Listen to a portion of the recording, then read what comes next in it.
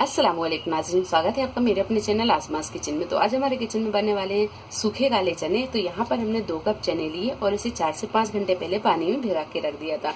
ये भीगा हुआ चना है। सबसे पहले हम इसे उबाल लेते हैं।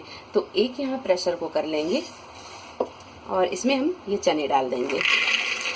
1 गिलास डाल देंगे इसमें पानी, 1 चम्मच नमक डाल देंगे।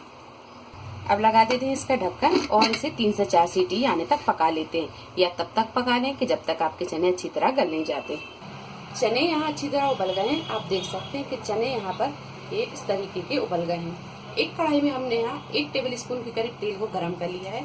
अब यहाँ हम चनों को बघार लेते हैं। 1/2 टीस्पून जीरा, 1/2 टीस्पून राई ये डाल देंगे।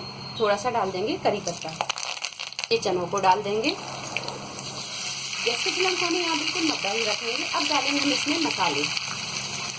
1/2 टीस्पून हल्दी पाउडर, 1 टीस्पून लाल मिर्च पाउडर, 1 टीस्पून धनिया पाउडर, 1/2 टीस्पून पिसा हुआ गरम मसाला, 1 टीस्पून भरकर डालेंगे चाट मसाला, क्योंकि चाट मसाले से टेस्ट अच्छा आता है।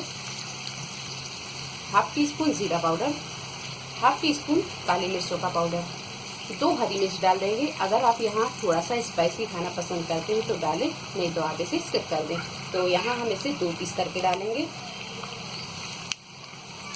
गैस की फ्लेम को हम यहाँ मीडियम टू हाई पर कर लेंगे और इसे थोड़ी देर चलाते हुए पका लेंगे। 1/2 टीस्पून से थोड़ा सा कम हम इसमें नमक डालेंगे, क्योंकि नमक हम उबालने में डाल देते हैं। तो नमक यहाँ हम चख कर और हिसाब से ही डालेंगे। सारी चीज़ों को अच्छी तरह हम पका लेते हैं। 4 से 5 मिनट हमने इसे लगातार चलाते हुए इसी तरह पका लिया है। यहाँ पर ये कम टाइम में और कम मसालों से तैयार होने वाले काले चने बनकर तैयार है। अब डाल देंगे बारीक कटा हुआ हरा धनिया और पुदीना। अच्छी तरह इसे भी मिक्स कर लेंगे